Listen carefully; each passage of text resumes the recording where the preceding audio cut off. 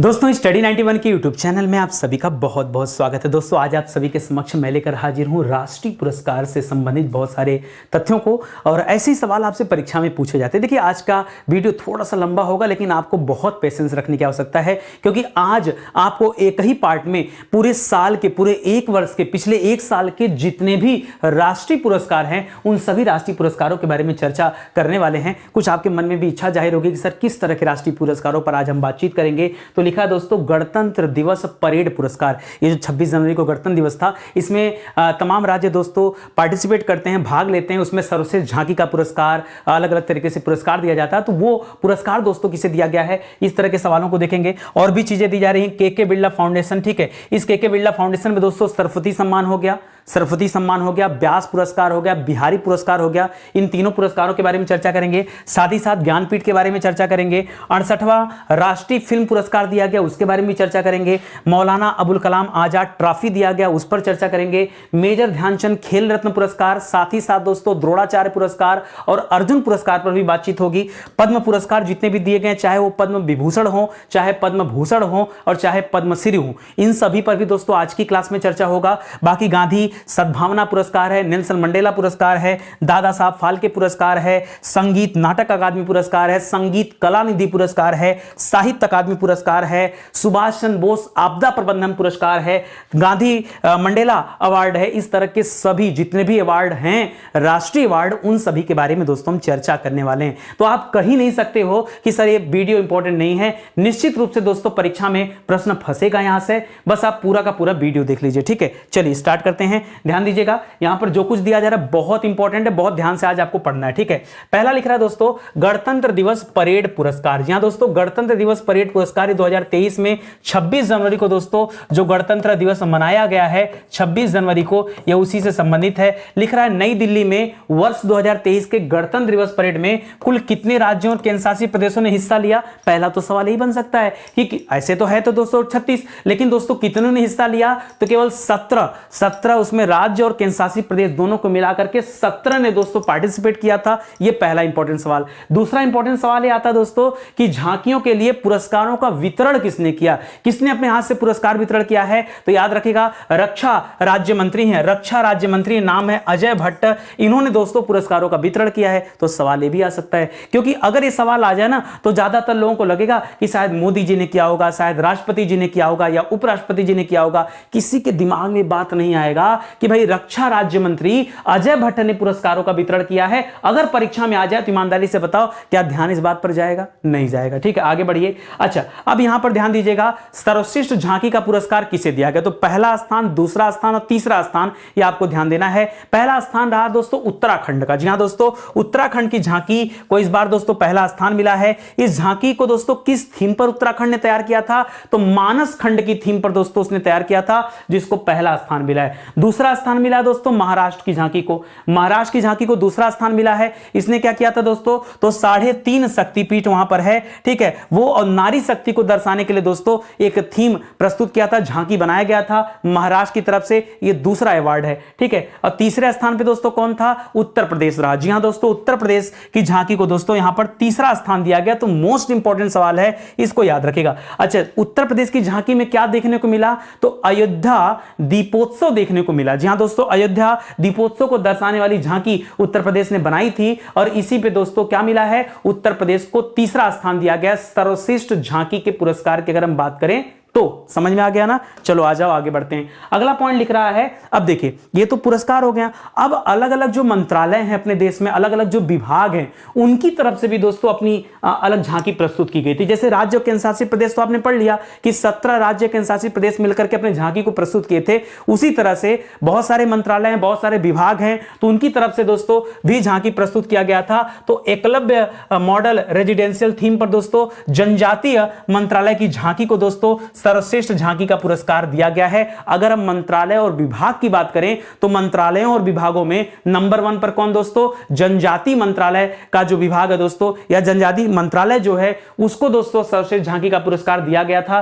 क्यों? उसने किस थीम पर, जैसे उत्तर प्रदेश तीसरे स्थान पर रहा तो अयोध्या दीपोत्सव की बात किया, और यहां पर अगर हम जनजाति मंत्रालय की तरफ से जो झांकी प्रस्तुत किया गया वो किस मॉडल पे था, तो एकलव्य रेजिडेंशियल स्कूल का मॉडल था दोस्तों, उस पर आधारित था, इसे याद रखेगा। दोस्तों विशेष पुरस्कार भी दिया गया। जी हां दोस्तों, विशेष पुरस्कार ये सीपीडब्ल्यू की जैव विविधता संरक्षण पर आधारित झांकी को क्या दिया गया दोस्तों, इसे विशेष पुरस्कार दिया गया है। याद रखेगा, सीपीडब्ल्यू की जैव विविधता की जो झांकी थी दोस्तों, इस पर संरक्षण से संबंधित है। अच्छा, जैव विविधता दिवस कब मनाया जाता है बताइए? जैव विविधता दिवस कब मनाया जाता है? जैव विविधता दिवस मनाया जाता है दोस्तों, अगर इस दिवस की बात करें तो यह मनाया जाता है हर साल 22 मई को। सवाल इंपॉर्टेंट है, परीक्षा में आ सकता है, ठीक है। आगे देखिएगा दोस्तों, पॉपुलर चॉइस श्रेणी। जी हां दोस्तों, पॉपुलर चॉइस श्रेणी की बात करेंगे तो यहां भी दोस्तों गुजरात को पहला स्थान मिला है, ठीक है। देखिए, सर्वश्रेष्ठ झांकी का पुरस्कार तो नंबर 1 पर उत्तराखंड रहा, नंबर 2 पर महाराष्ट्र रहा, नंबर 3 पर उत्तर प्रदेश रहा। लेकिन दोस्तों अगर पॉपुलर चॉइस अवार्ड दे दे तो नंबर 1 पर दोस्तों याद रखेगा गुजरात रहा,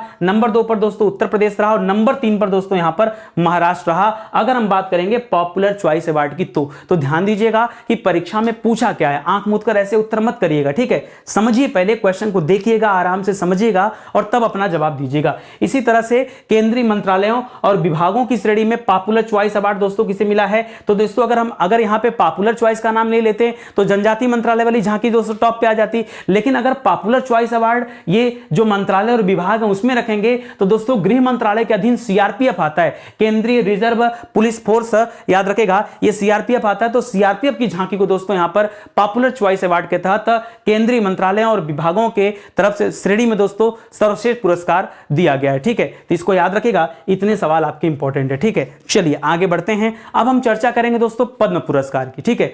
पद्म पुरस्कार, अब सबसे पहले इंपॉर्टेंट आ जाता है कि कुल कितने पद्म पुरस्कार दिए गए। तो कुल की बात करेगा तो बताएगा 191। कितना दिया गया? 191 पद्म पुरस्कार दिए गए। अब उन पद्म पुरस्कारों में कुल 3 पुरस्कार देखने को मिलते हैं। पहला है पद्म विभूषण, जो सर्वश्रेष्ठ सबसे बड़ा है भाई, भारत रत्न को छोड़ दिया जाए तो उसके बाद दोस्तों नंबर किसका आता है? पद्म विभूषण का, फिर पद्म भूषण का, फिर पद्मश्री का। तो कितने लोगों को दोस्तों पद्म भूषण दिया गया? तो याद रखेंगे 6। विभूषण की बात करेगा तो 6 लोगों को पद्म विभूषण दिया गया है। 6 का उल्टा कर दीजिए, 9 हो जाएगा। 9 लोगों को पद्म भूषण दिया गया है। अच्छा, एक 91 बोला क्या मैंने? 91 याद रखेगा, 91 लोगों को पद्मश्री मिला है और कुल मिलाकर 106 पुरस्कार हो जाएंगे, ठीक है। थोड़ा सा स्किप हो गया था, तो याद रखेंगे दोस्तों यहां पर क्या हो जाएगा? 91 लोगों को पद्मश्री मिला है। 191 मैंने शायद टोटल बोल दिया था, नहीं, 91 को पद्मश्री मिला। तो 91, 9 और 6 ये पूरा जोड़ेंगे तो 91, 9 जोड़ देंगे तो क्या हो जाएगा? 91 और 9 जुड़ करके 100 हो जाएंगे और ये 6 जुड़कर 106 हो जाएगा। तो कुल पद्म पुरस्कार कितने थे दोस्तों?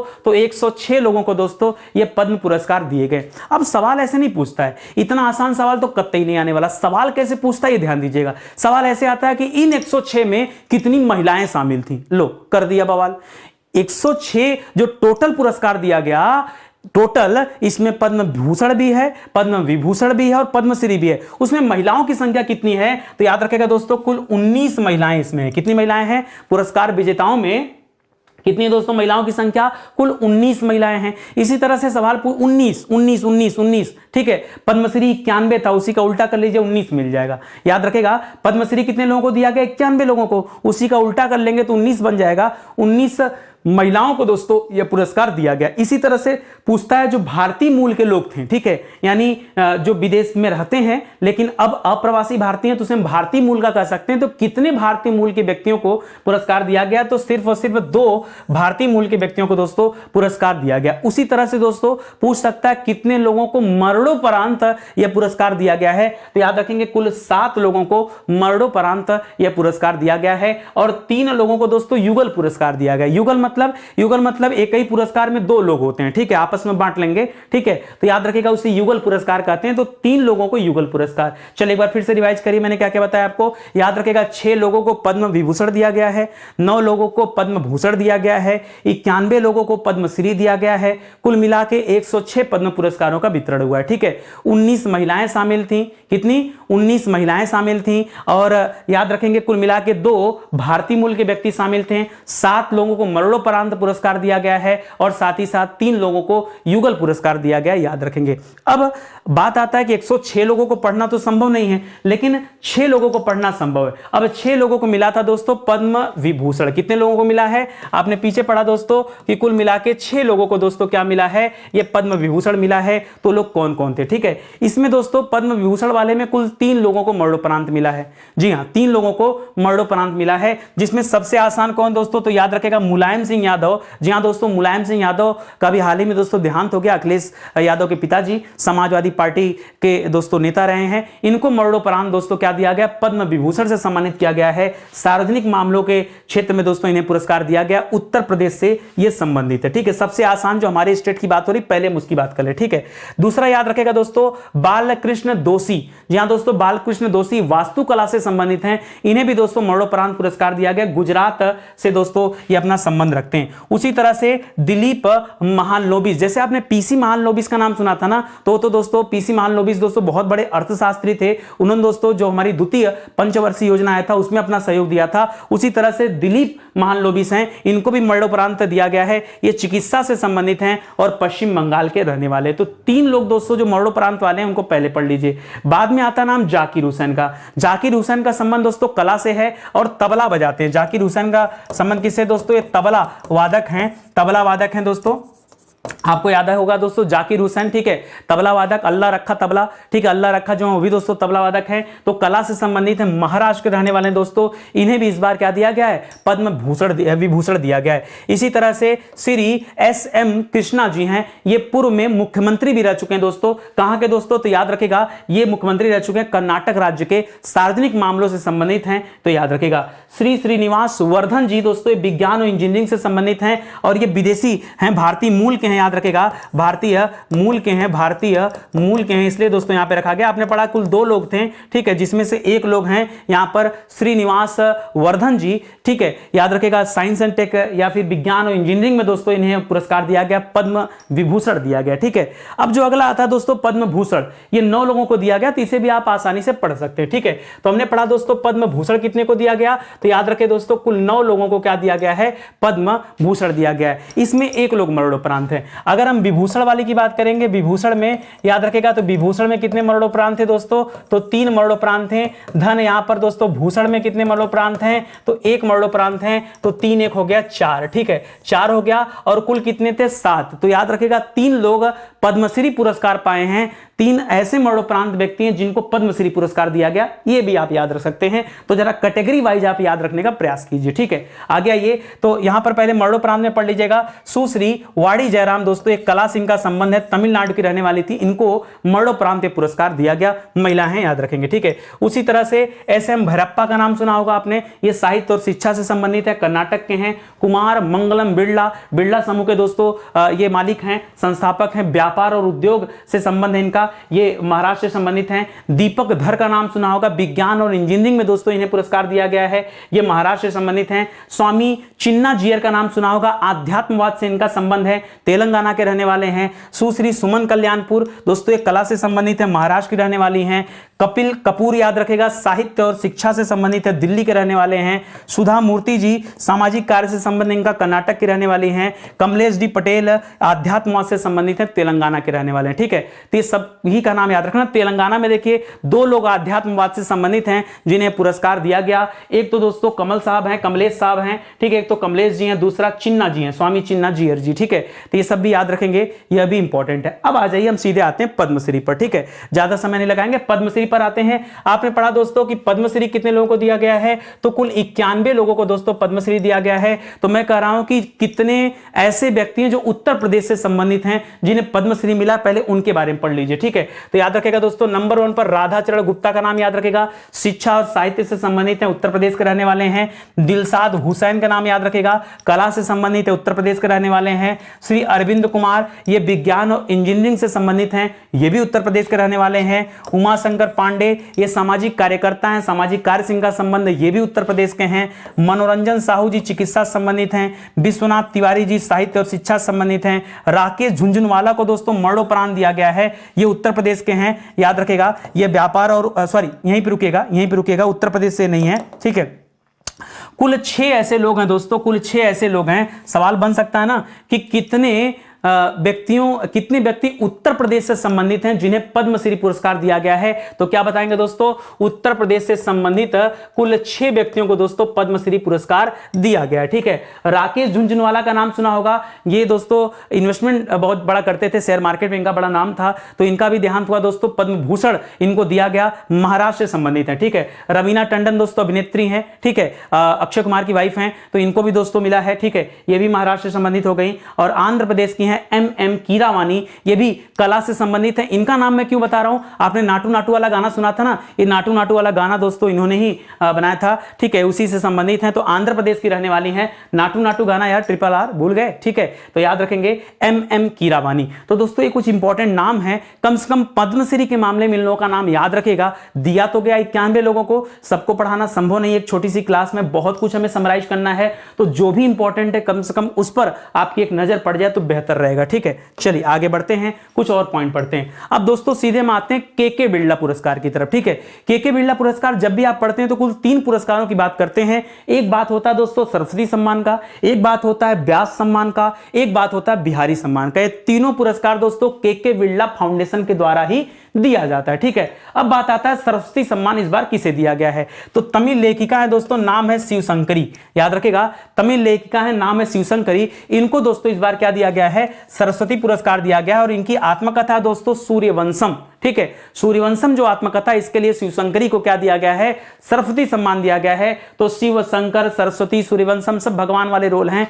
इनको याद रखेंगे। ठीक है, जो कोई सरस्वती सम्मान पाता दोस्तों उन्हें मिलता 15 लाख रुपया और साथ में दोस्तों मिलता प्रशस्ति पत्र। ठीक है, बाकी जो चादर वगैरह वो छोड़ दीजिए, तो 15 लाख रुपए दोस्तों यहां मिलता है। एक जो सबसे इंपॉर्टेंट दोस्तों कि किस क्षेत्र में दिया जाता है, तो याद रखेगा किसी भी भारतीय भाषा में चाहे गद्य या पद्य से संबंधित रचना होती है। ठीक है, किसी भी भारतीय भाषा में। अब भारतीय भाषा है कितनी, तो दोस्तों जब आप पढ़ते हैं अनुच्छेद 8 के बारे अनुच्छेद कर रहा हूं, जब आप पढ़ते हैं दोस्तों भाग 8 को, जिसमें 8 एक सेकंड रुकिए, पहले समझाने दीजिए। ठीक है, जिसमें कुल दोस्तों 22 भाषाओं का उल्लेख मिलता है। ठीक है, उन 22 भाषाओं में दोस्तों चाहे वो किसी भाषा में गद्य और पद्य की रचना अगर हुआ है तो सरस्वती पुरस्कार पाने के योग्य है। वहीं अगर हम व्यास पुरस्कार की बात करें दोस्तों, तो व्यास पुरस्कार में याद रखेगा ये केवल और केवल हिंदी भाषा में दोस्तों गद्य और पद्य की रचना रहेगी तभी दिया जाता है, अन्य भाषाओं के लोगों को व्यास पुरस्कार नहीं दिया जाता है। अब लोग रटने को रट लेते हैं, किसी को याद ही नहीं होता है कि सरस्वती सम्मान हर एक भाषा में से किसी को चूज कर सकते हैं, जबकि व्यास सम्मान के लिए केवल हिंदी भाषा में जो गद्य पद्य रचना केवल उसका चुनाव हो सकता है। इसीलिए आपने यहां देखा कि तमिल लेखिका का चुनाव हुआ, और यहां पर देखिए डॉक्टर ज्ञान चतुर्वेदी का चुनाव हुआ, जिनका उपन्यास था पागल खाना। ठीक है, तो पागल खाना उपन्यास था, ज्ञान चतुर्वेदी नाम है, व्यास सम्मान दिया गया। वैसे भी व्यास जी बहुत ज्ञानी थे, याद रखेंगे। और इसमें अमाउंट कितना मिलता है दोस्तों, तो सरस्वती सम्मान में अमाउंट मिलता है 15 लाख, जबकि यहां पर अमाउंट होता है 4 लाख रुपए। ठीक है, इसे याद रखेंगे। बात आती बिहारी सम्मान की। बिहारी सम्मान याद रखेगा दोस्तों, यह हिंदी या राजस्थानी भाषा में जो गद्य पद्य रचना होती है केवल उसी के लिए दिया जाता है, इसमें अन्य किसी भाषा को शामिल नहीं किया जाता। वो भी ज्यादातर इसमें राजस्थानी का ही चुनाव होता है, हालांकि हिंदी का ऑप्शन है लेकिन ज्यादातर राजस्थानी का ही चुनाव होता है। ठीक है, तो याद रखेंगे यहां पर माधव हाड़ा जी जो कि राजस्थान के रहने वाले हैं, इनकी रचना थी पचरंग चोला पहर सखीरी। दोस्तों इस रचना के लिए उन्हें बिहारी सम्मान दिया गया और 2.5 लाख रुपया दोस्तों इसमें अमाउंट होता है। ठीक है, तो ये दोस्तों एक बार में आपने के बिरला सम्मान देख लिया, मुझे लगता है इतना आपके लिए इंपॉर्टेंट है। ठीक है, आगे बढ़ जाइए दोस्तों।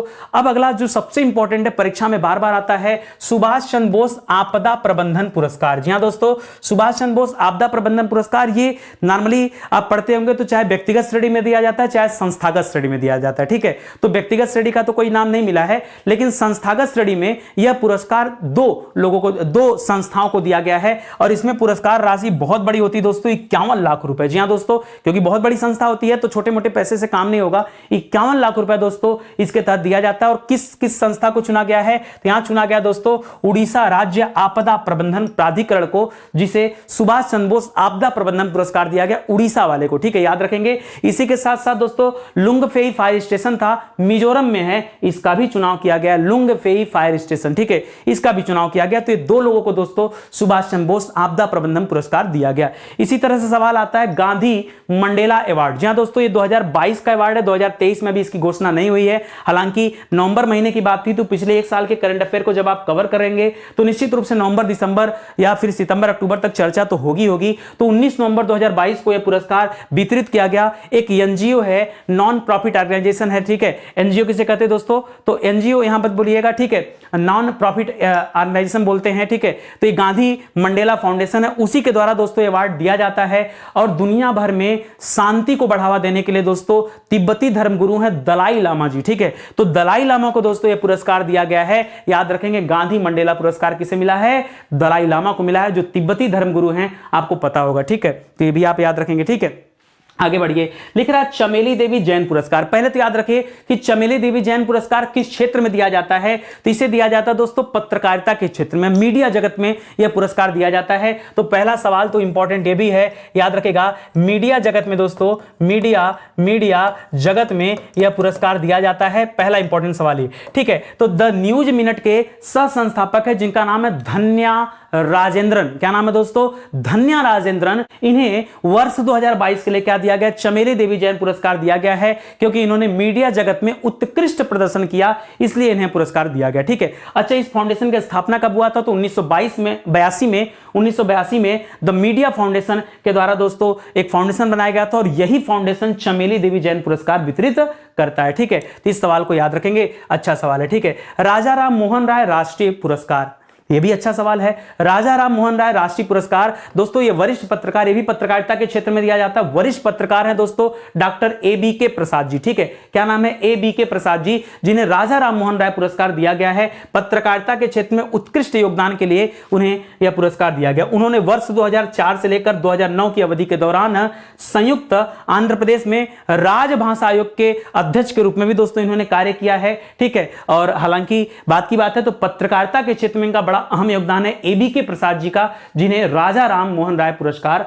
दिया गया है। तो ये भी आप याद रखेंगे, ठीक है। आगे बढ़िए दोस्तों, साहित्य अकादमी पुरस्कार की बात आती है। साहित्य अकादमी पुरस्कार 2023 की घोषणा नहीं हुई है, अभी 2022 की घोषणा हुई है। दिसंबर 2022 में दोस्तों इसकी घोषणा किया गया है, ठीक है। और 23 में दोस्तों वितरित किया जा रहा है, मार्च महीने में वितरित किया गया है नई दिल्ली में, ठीक है। अब देखिए, अलग अलग भाषाओं में दोस्तों, या आप कह सकते हैं कि जो 22 भाषाएं हैं, उन पूरे के पूरे 22 भाषाओं में अलग अलग लोगों का चुनाव किया जाता है, अलग अलग लेखकों का चुनाव किया जाता है, जिन्हें साहित्य अकादमी पुरस्कार दिया जाता है। तो क्या हम 22 भाषाओं के बारे में पढ़ें? नहीं, हमें हिंदी, अंग्रेजी, उर्दू अगर हम 3 पढ़ लें तो सवाल यहीं से आता है, याद रखेंगे। तो हिंदी में दोस्तों किसे चुना गया है साहित्य अकादमी पुरस्कार के लिए? बद्री नारायण जी को चुना गया है। और सबसे इंपॉर्टेंट तो यह कि प्रयागराज के रहने वाले हैं, तो सवाल पे स्टार लगा लीजिएगा दोस्तों, निश्चित रूप से सवाल आ सकता है। बद्री नारायण जी प्रयागराज के रहने वाले हैं। इनकी कविता की क्या था दोस्तों? तुमड़ी के शब्द। इनकी कविता संग्रह क्या है? तुमड़ी के शब्द, ये इनकी कविता संग्रह है, जिसके लिए इन्हें साहित्य अकादमी पुरस्कार दिया गया। उसी तरह से दोस्तों अंग्रेजी के लिए दोस्तों चुना गया अनुराधा रॉय को चुना गया है, और उर्दू के लिए दोस्तों अनीश अशफाक को चुना गया, ठीक है। अनुराधा राय को अंग्रेजी के लिए साहित्य अकादमी पुरस्कार दिया गया है, और अनीश अशफाक को उर्दू भाषा के लिए दोस्तों उर्दू भाषा में साहित्य अकादमी पुरस्कार दिया गया है। एक बात और याद रखेगा दोस्तों, इस बार यह पुरस्कार केवल 22 भाषाओं में नहीं दिया गया, कुल 24 भाषाओं में दिया गया, ठीक है। तो यह भी सवाल आ सकता है, क्योंकि हर बार तो 22 भाषा में दिया जाता था, इस बार 24 भाषा में दे दिया गया। तो भाई 22 भाषा का उल्लेख तो हमारे संविधान में है, ठीक है। आप 8वीं अनुसूची उठा के देखेंगे तो वहां पर आपको मिल जाएगा 22 भाषाओं का उल्लेख है। जो 2 अलग से भाषाएं वो कौन कौन से थे? तो राजस्थानी और अंग्रेजी को भी दोस्तों शामिल किया गया। इस प्रकार से कुल कितनी भाषा हो गई दोस्तों? कुल भाषा कितनी हो गई? तो याद रखेंगे, कुल भाषा हो गई 24। कितनी हो गई? तो कुल 24 भाषा में इस बार साहित्य अकादमी पुरस्कार दिया गया है। तो लगे हाथ इस सवाल को भी आपको याद रखना चाहिए, ठीक है। समझ में आया? एकदम बढ़िया से दोस्तों एक एक सवाल देखते जाइए। मैं पूरे राष्ट्रीय पुरस्कारों को दोस्तों एकदम अच्छे से संकलित किया हूं, और एक भी फैक्ट छूटेगा नहीं, आप कवर करिए। खाली आपको लग रहा होगा कि वाकई इतने कम समय में और इतना पुरस्कारों को कलेक्ट करना है बड़ी बात है, ठीक है। ज्ञानपीठ पुरस्कार का नाम आपने सुना होगा, तो 57वां और 56वां दोनों की घोषणा हुई है। 57वां ज्ञानपीठ पुरस्कार दोस्तों वर्ष 2022 के लिए है, 56वां ज्ञानपीठ पुरस्कार दोस्तों वर्ष 2021 के लिए। तो 57वां दिया गया दोस्तों, उपन्यासकार है दामोदर मौजो। क्या नाम है दोस्तों? उपन्यासकार हैं दामोदर मौजो। इन्हें क्या दिया गया? ज्ञानपीठ पुरस्कार दिया गया। और 2021 के लिए असमिया लेखक थे नील नीलमणि फुकन, उन्हें दोस्तों क्या दिया गया था, ज्ञानपीठ पुरस्कार दिया गया था। तो ये भी आप याद रखेंगे, ये भी आपके लिए इंपॉर्टेंट सवाल हो जाएगा। ठीक है, चलिए आगे बढ़ते हैं। अगला देखिए, संगीत नाटक अकादमी पुरस्कार 2022। ठीक है, सुनिएगा, संगीत नाटक अकादमी पुरस्कार दोस्तों राष्ट्रपति द्रौपदी मुर्मू जी के द्वारा दोस्तों फरवरी महीने में दोस्तों 2023 में नई दिल्ली में दोस्तों वितरित किया गया। और एक साथ दोस्तों 3 साल से पुरस्कार बंट नहीं पा रहे थे कोविड के चक्कर में, तो 2019 का, 2020 का और 2021 का 3 सालों के लिए दोस्तों पुरस्कारों की घोषणा की गई। अभी 22 वाले पुरस्कार की घोषणा नहीं आई है, 19, 20 और 21 में पुरस्कारों की घोषणा की गई है और बहुत सारे लोगों को दिया गया है। इसमें पुरस्कार राशि है 3 लाख रुपए। ठीक है, अब याद रखें दोस्तों, बहुत सारे लोगों का इसमें चुनाव हुआ है, तो क्यों ना हम सबके बारे में ना पढ़ करके जिन्हें सर्वोच्च सम्मान फेलोशिप दिया गया उनके बारे में पढ़ लें। जैसे आपने पढ़ा होगा सरोज वैद्यनाथन के बारे में, जो भारत की प्रसिद्ध नर्तकी हैं, भरतनाट्यम करती हैं, याद रखेगा, यह बहुत इंपॉर्टेंट सवाल है। दूसरा दोस्तों सदानम कृष्णम कुट्टी, ये दोस्तों कथकली से संबंधित हैं। कथक दोस्तों उत्तर प्रदेश का शास्त्रीय नृत्य। भरतनाट्यम दोस्तों कहां का है, याद रखेगा, भरतनाट्यम तमिलनाडु का है। ठीक है, भरतनाट्यम तमिलनाडु का शास्त्रीय नृत्य है। कथकली दोस्तों केरल का, कथकली और मोहिनीअट्टम, ठीक है, ये केरल का है। मणिपुरी दोस्तों मणिपुर का है। ठीक है, तो दर्शन झावेरी दोस्तों मणिपुर की नर्तकी रही हैं। छन्नूलाल मिश्रा दोस्तों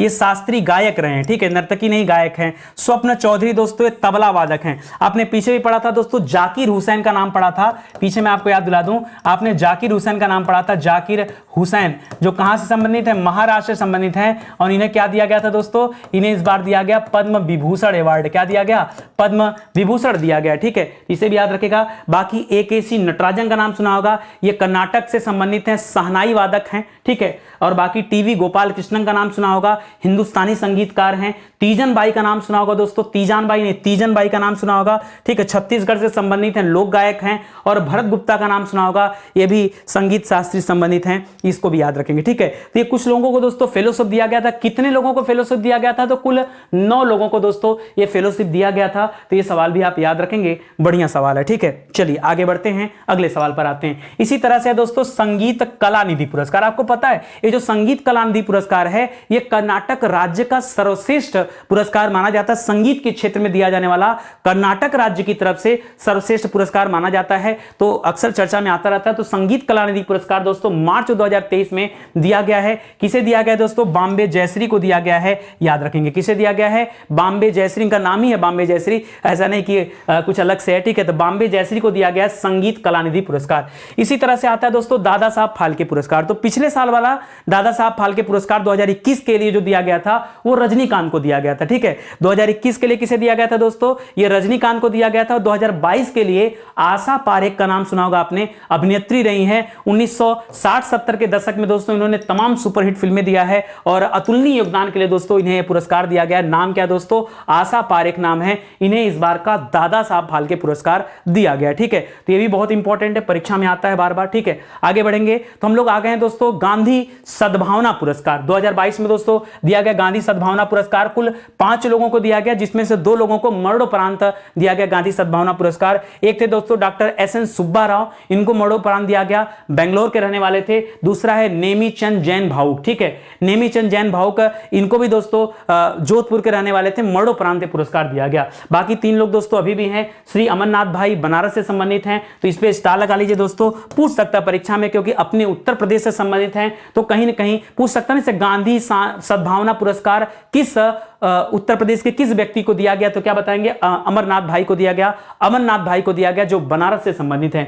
श्री कुमार प्रशंसा का नाम सुना होगा, प्रशांत का नाम सुना होगा, दिल्ली के रहने वाले हैं। डॉक्टर DR मेहता जयपुर के रहने वाले हैं, इन्हें गांधी सद्भावना पुरस्कार दिया गया है, इसे भी आप नोट कर लीजिएगा। ठीक है, लाल बहादुर शास्त्री पुरस्कार। ठीक है, लाल बहादुर अच्छा ये वाला पुरस्कार दोस्तों याद रखेगा, महात्मा गांधी जी की जयंती थी ना 2 अक्टूबर को। ठीक है, तो याद रखेगा अहिंसा दिवस के अवसर पर दोस्तों इस पुरस्कार को वितरित किया गया था। ठीक है, हालांकि लाल बहादुर शास्त्री की भी जयंती दोस्तों उसी दिन मनाई जाती है 2 अक्टूबर को ही, ये भी याद रखेंगे। और यह पुरस्कार IIM अहमदाबाद के पूर्व निदेशक रह चुके हैं ढोलकिया साहब, बकुल ढोलकिया इनका नाम है, जिन्हें दिया गया लाल बहादुर शास्त्री पुरस्कार। जी हां दोस्तों, लाल बहादुर शास्त्री पुरस्कार दिया गया है। यह पुरस्कार उन्हें हमारे उपराष्ट्रपति जगदीप धनखड़ के द्वारा दिया गया है, याद रखेंगे। यहां पर पुरस्कार राशि कितनी है दोस्तों, तो 5 लाख रुपए है। लाल बहादुर शास्त्री पुरस्कार की बात कर रहा है, ठीक है, तो इसको भी ध्यान रखेंगे। और आगे आ जाइए दोस्तों, अगला लिख रहा है तेंजिंग नोरगे राष्ट्रीय साहसिक पुरस्कार। जी हां दोस्तों, तेंजिंग नोरगे का नाम सुना होगा। ये दोस्तों पहाड़ी पर दोस्तों चढ़ाई का काम करते हैं तेंजिंग नोरगे, ठीक है, पहले व्यक्ति थे, तो याद रखेगा ये उन्हीं के नाम से रखा गया पुरस्कार का नाम तेंजिंग नोरगे राष्ट्रीय साहसिक पुरस्कार। तो साहसिक पुरस्कार याद रखेगा कुल 4 श्रेणी में दिया जाता है। थल श्रेणी में, जिसे भू श्रेणी भी कहा जाता है, जल श्रेणी में, वायु श्रेणी में, और एक लाइफ टाइम अचीवमेंट के नाम से होता है, ठीक है। 4 श्रेणी होता है, तो 3 तो हो गया, जल थल वायु, और एक हो गया दोस्तों लाइफ टाइम का, ठीक है। तो इस बार दोस्तों याद रखेगा वायु श्रेणी में किसी को यह पुरस्कार नहीं दिया गया। पहला पॉइंट तो आप इसे याद रखेगा कि इस बार वायु श्रेणी में साहसिक पुरस्कार नहीं दिया गया, बाकी के 3 श्रेणी में दिए गए। तो बाकी की 3 श्रेणी में किसे दिए गए दोस्तों, तो थल साहस के लिए दोस्तों नैना धाकड़ को दिया गया, थल साहस के लिए। वहीं जल साहस के लिए दोस्तों शुभम धनंजय को दिया गया। और इसके अलावा ग्रुप कैप्टन का नाम पढ़ के लोगों को लग रहा होगा कि वायु साहसी व्यक्ति होंगे, लेकिन ऐसा नहीं है। लाइफ टाइम अचीवमेंट में चुना गया दोस्तों ग्रुप कैप्टन कुंवर भवानी को लाइफ टाइम अचीवमेंट के लिए चुना गया है। तो इस सवाल को भी याद रखेंगे, ठीक है। देखिए, जो आपको क्लू दे रहा हूं, जो मैं समराइज करके आपको मैटर दे रहा हूं, इतने समराइज तरीके से आपको कहीं कुछ मिलने वाला नहीं है। तो मुझे लगता है कि कम से कम ये सारी चीजें आप याद रख लीजिए, मोस्ट इंपॉर्टेंट है दोस्तों, ध्यान रखेंगे। इंदिरा गांधी शांति देखिए निरशस्त्रीकरण, यानी जो शस्त्र वगैरह हैं जो खतरनाक है दुनिया के लिए, जैसे हाइड्रोजन बम, परमाणु बम, उसके निरस्त्रीकरण की बात करता है दोस्तों। तो उसी से संबंधित पुरस्कार है 2022 के लिए दोस्तों। ये पुरस्कार आईएमए को दिया गया, इंडियन मेडिकल एसोसिएशन। जी हां दोस्तों, इंडियन मेडिकल एसोसिएशन। और साथ ही साथ दोस्तों यहां पे TNOI का चुनाव किया गया, तो trained nurses organisation of India दोस्तों इसे कहते हैं, ये चुना गया 2022 के लिए। पिछले साल दोस्तों ये पुरस्कार प्रथम नाम की एक समाजसेवी संस्था थी, उसे दिया गया था। 2021 में दोस्तों समाजसेवी संस्था थी, उसका नाम था प्रथम, उसे दिया गया था। और 25 लाख रुपए दोस्तों इस इंदिरा गांधी शांति पुरस्कार के नाम पे दिया जाता है। तो ये भी आप याद रखेंगे, ठीक है। आगे ये दोस्तों डॉक्टर अब्दुल कलाम सेवा पुरस्कार। जी हां दोस्तों, डॉक्टर अब्दुल कलाम के नाम पर दोस्तों ये सेवा पुरस्कार है। और ये दिया गया दोस्तों सबसे कम उम्र के उद्यमी थे, मात्र 22 साल के हैं दोस्तों, तेलंगाना के रहने वाले हैं। और जब दोस्तों कोविड आया था तो इन्होंने 50,000 रुपए लगाकर दोस्तों बिजनेस शुरू किया था। ये हॉस्पिटल वगैरह में सैनिटाइजर, मास्क, ग्लव्स वगैरह ये सब दोस्तों देते थे। और धीरे धीरे दोस्तों इनका बिजनेस 2 करोड़ के टर्नओवर को पार कर गया। इसीलिए दोस्तों इन्हें अब्दुल कलाम सेवा पुरस्कार दिया जा रहा है। नाम है रवि कुमार सागर। क्या नाम है दोस्तों, रवि कुमार सागर नाम है। बाकी का स्टोरी मैंने बता दिया, ये तेलंगाना की बात है, ठीक है। और बाकी की कहानी दोस्तों यहां लिखा हुआ है, तो मैंने अपने तरीके से आपको समझाई दिया है, याद रखेंगे, ठीक है। अगला दोस्तों शस्त्र रामानुजम पुरस्कार 2022। जी हां दोस्तों, ये अक्टूबर 2022 में कैलिफोर्निया विश्वविद्यालय के दोस्तों सहायक प्रोफेसर हैं, जिनका नाम है युनकिंग तांग। क्या नाम है दोस्तों, युनकिंग तांग। याद रखेगा किस विश्वविद्यालय के, कैलिफोर्निया विश्वविद्यालय के प्रोफेसर हैं, जिन्हें शस्त्र रामानुजम पुरस्कार दिया गया। क्यों दिया गया, क्योंकि अंकगणित के क्षेत्र में और ज्यामिति के क्षेत्र में दोस्तों इनका बहुत बड़ा प्रदर्शन रहा, इनके कार्यों को सराहा गया, उसीलिए दोस्तों इनका चुनाव किया गया। अंकगणित और ज्यामिति में उनके कार्यों के लिए उन्हें यह पुरस्कार दिया गया है। नाम क्या है दोस्तों, याद रखेगा युनकिंग तांग। क्या नाम है, युनकिंग तांग। ये कैलिफोर्निया विश्वविद्यालय से संबंधित हैं, याद रखेगा। शस्त्र रामानुजम पुरस्कार इन्हें दिया गया है। चलिए आते हैं दोस्तों खेल रत्न पुरस्कार पर। याद रखेगा कुछ समय पहले तक ये मेजर ध्यानचंद खेल रत्न पुरस्कार को पहले हम राजीव गांधी खेल रत्न पुरस्कार के नाम से जानते थे, ठीक है। राजीव गांधी खेल रत्न पुरस्कार के नाम से जानते थे दोस्तों। अब इसका नाम क्या हो गया दोस्तों, नेम चेंज हो गया है। यहां पर क्या हो गया, अब इसका नाम क्या हो गया, नेम चेंज हो गया। और नेम चेंज हो गया, अब इसे क्या कर दिया गया है, याद रखेगा मेजर ध्यानचंद खेल रत्न पुरस्कार इसका नाम रख दिया गया, ठीक है। तो ओवरऑल के लिए अगर हिसाब से देखा जाए तो इस वर्ष के लिए, वर्ष 2022 के लिए टेनिस खिलाड़ी अचंता शरद कमल को चुनाव किया गया दोस्तों। उन्हें यह पुरस्कार दिया गया, किसमें दोस्तों, ये मेजर ध्यानचंद खेल रत्न पुरस्कार दिया गया, ठीक है। ये बहुत इंपॉर्टेंट सवाल है। यह पुरस्कार दोस्तों जो भी विगत 4 वर्षों में अपना सर्वश्रेष्ठ प्रदर्शन करता है, उन्हें दोस्तों खेल में जो प्रदर्शन करता है, उन्हें दोस्तों यह पुरस्कार दिया जाता है। और सबसे बढ़िया प्रदर्शन इस टेनिस खिलाड़ी अचंता शरद कमल का था, इसलिए दोस्तों इनका चुनाव किया गया है। पुरस्कार राशि दोस्तों इसमें यहां पर होता 25 लाख रुपए, ठीक है, 25 लाख रुपए।